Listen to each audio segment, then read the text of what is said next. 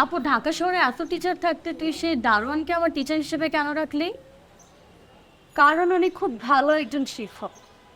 কিন্তু আমি তো খোঁজ নিয়ে দেখেছি সে একজন রাষ্ট্রবিজ্ঞানী স্টুডেন্ট, তুই কেন তাকে আমার গণিত এবং ইংলিশের টিচার হিসেবে রাখবি? আমিও খোঁজ নিয়ে দেখলাম উনি খুব ভালো একজন টিচার আর তোকে খুব মন দিয়ে পড়াবে। আমাকে মন দিয়ে পড়বে নাকি তুই মন দিয়ে দেখবি? তুই কিন্তু ইদানিং অনেক বেশি বকবক করিস আর পেকেও গেছিস অনেক। তুই আমার বড় বোন হিসেবে একটু বেশি পাকলে আমি তো ছোট বোন হিসেবে একটু পাকতেই পারি।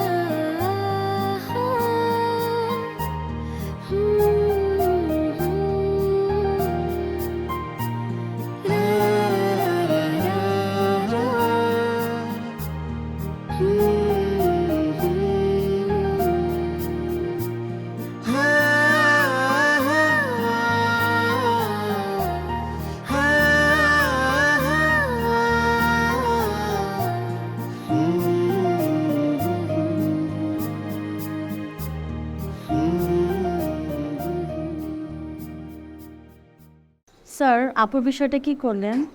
কোন বিষয়? ওই যে আপুর পড়ানোর বিষয়টা, আপু তো ইংরেজিতে ফেল করে। তাকে ইংরেজির কি পড়াবো বলো, সে তো অনার্স করছেই।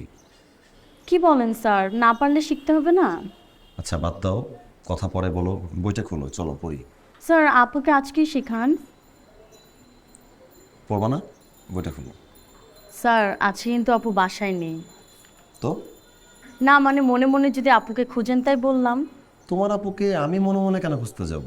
তাহলে কাকে খুঁজবেন? কাউকেই না।